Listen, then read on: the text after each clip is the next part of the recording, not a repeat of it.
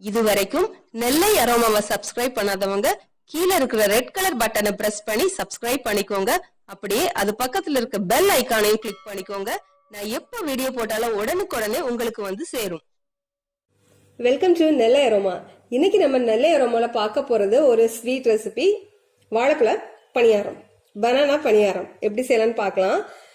இதுக்கு நான் எடுத்துருக்கிறது 1 கப் கோதுமை மாவு, 1 கப் ரவை, 1 கப் மைதா. கப்பு சைஸ் அப்படின்னா 100 எடுத்துக்கோங்க.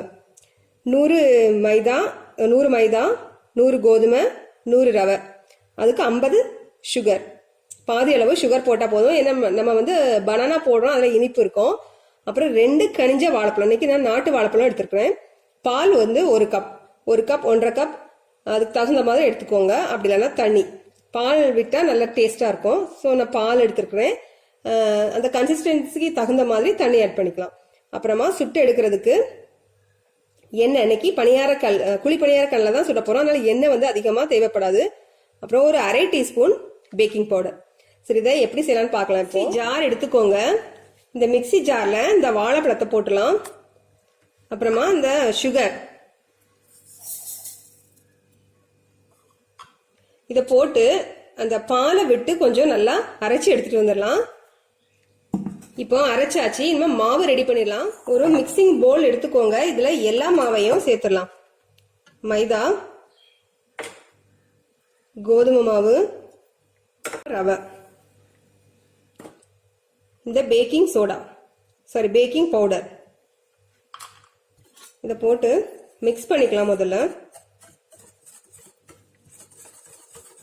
நம்ம அரைச்சி எடுத்துட்டு வந்த அந்த கலவையை சேர்த்து மிக்ஸ் பண்ணலாம்.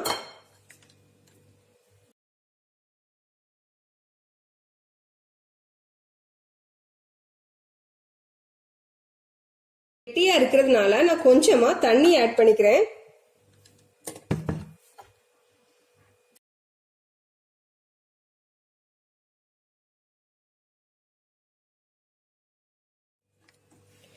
இப்ப நம்ம பேட்டர் ரெடி ஆயிட்டு இனிமே பணியாரம் செய்து எடுத்து பணியார கல்ல அடுப்புல வச்சிருங்க. இப்போ கல் காஞ்சதும் அதுல எண்ணெய் விடலாம். சூடாயிட்டு இனி எல்லா குழிலையும் கொஞ்சம் கொஞ்சமா எண்ணெய் விட்டுக்கலாம்.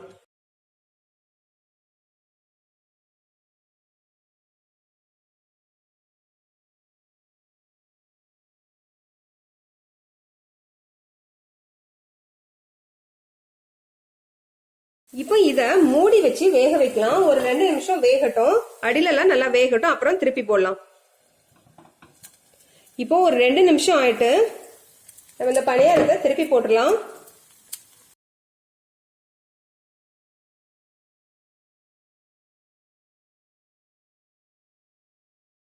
இனி திருப்பி போட்டதுக்கு அப்புறம் மூடி வச்சு வேக வைக்க வேண்டாம். இப்படி திறந்திருந்தே வேகட்டும். இப்போ இந்த பணியாரங்கள்லாம் நல்லா வெந்துட்டு இதை எடுத்துடலாம். எப்பவுமே திருப்பி போட்டதுக்கு அப்புறம் ரொம்ப நேரம் எடுக்காது வேகிறதுக்கு.